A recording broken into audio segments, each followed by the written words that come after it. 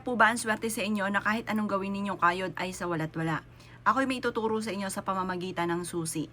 Kumuha ka ng susi na hindi nyo masyado ginagamit at gagamitin lang natin siyang pampaswerte.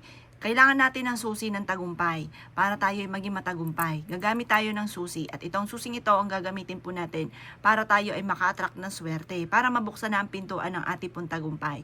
Ito susing ito ay ibibilad nyo muna sa sinag ng araw. Pero bago siya ibilad, huhugasan nyo muna ito sa tubig gripo.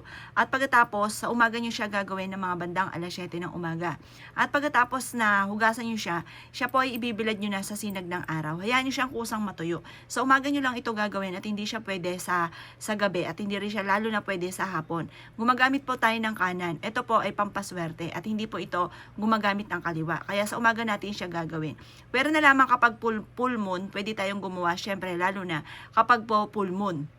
Pero kung hindi naman full moon, hindi ka dapat gumagamit ng mga oras ng hapon.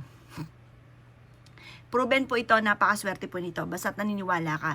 Kapag po ito ay natuyo na at naibilad nyo na nga po sa sinag ng araw, magwi-wish ka na kapag kukunin nyo po ito. Sabihin nyo, sa pamamagitan ng susing ito, ako ay magiging matagumpay na sa buhay. Binubuksan ko na ang susi ng aking tagumpay. Lahat ng aking mga pinapangarap ay aking makakamtan. Kahit isang susi lamang, pang-sample lang itong aking pinapakita sa inyo. Sabihin nyo po, simula na ito na aking tagumpay, makakamit ko na lahat ng aking mga pinapangarap.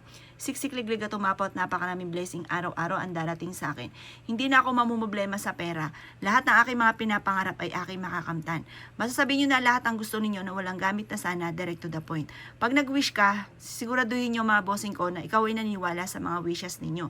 Kasi minsan may mga pagkakataon na nagwi-wish tayo pero alinlangan tayo sa mga winish po natin. Maniwala ka, makakamtan nyo po yan. Basta lalo nyo sasabayan ng sipag at tiyaga. Walang imposible. Sasabayan natin agad itong mga pampaswerte para makamit ka agad natin. Para yung mga kamalasan na maaring paparating ay naitataboy po natin. Proven po ito. Kayo mismo ay ma-amaze sa dami ng mga blessing na darating po sa inyo. Kayo mismo ay ma-amaze dahil ikaw po ay kung dati ay lagi-lagi minamalas, ito puro naman kaswertehan ang darating po sa inyo. Kayo mismo ay magugulat dahil sa magsusunod-sunod ang mga blessing na darating po sa inyo. Subukan nyo po na gumawa po ng ganito mga pamamaraan at kayo mismo ay magugulat dahil kayo po ay kung dati lagi minamalas, ito naman kabaliktaran na maaaring maganap. Basta maniwala ka lang sa kakayahan ninyo. Basta lagi yung dadalhin yung ginamit yung susi, ilagay nyo lang sa bulsa po ninyo at dadalhin ka rin yan kung saan ikaw ay laging suswertihin.